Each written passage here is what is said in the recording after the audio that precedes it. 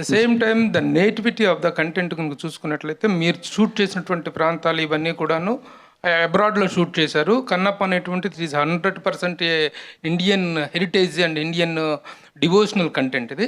అది how that particular part will be matched with the content అంటే ఏం చెప్తారు? మనం అందరం మనుషులుగా మన భూతల్లిని చాలా బ్యాడ్గా క్రియేట్ చేసేసాం. నేను మిగతా దేశాల గురించి మాట్లాడను, కానీ మన దేశం గురించి మనం నేలని కరెక్ట్గా చేయలేదు, చెట్లని సరిగా చూసుకోలేదు. 2వ శతాబ్దంలో భూప్రపంచం ఎలాగుండేది, భారతదేశం ఎలాగుండేది, పొల్యూషన్ లేని స్కైస్, బ్యూటిఫుల్ వాటర్, అవన్నీ ఉండేటివి.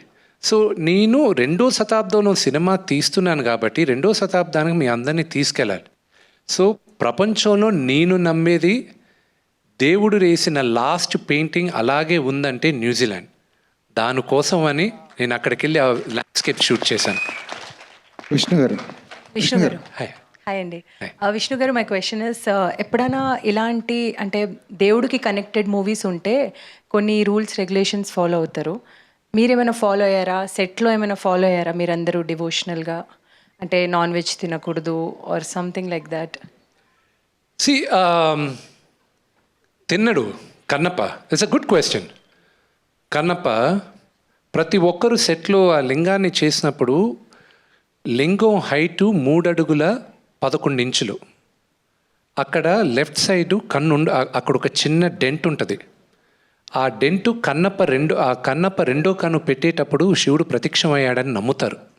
అది ఈ రోజుటికి ఉంది.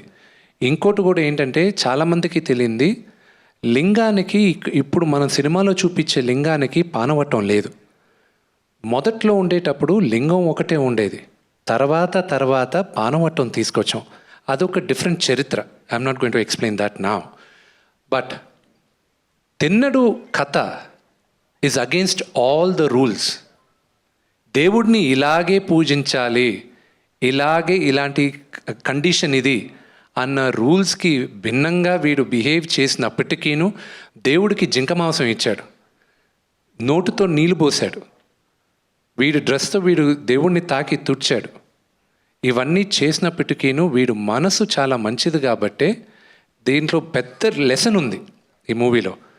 సో నాకు నాన్నగారు వీళ్ళందరూ చాలా నిష్టగా ఉన్నారు, కానీ నేను తిన్నాను.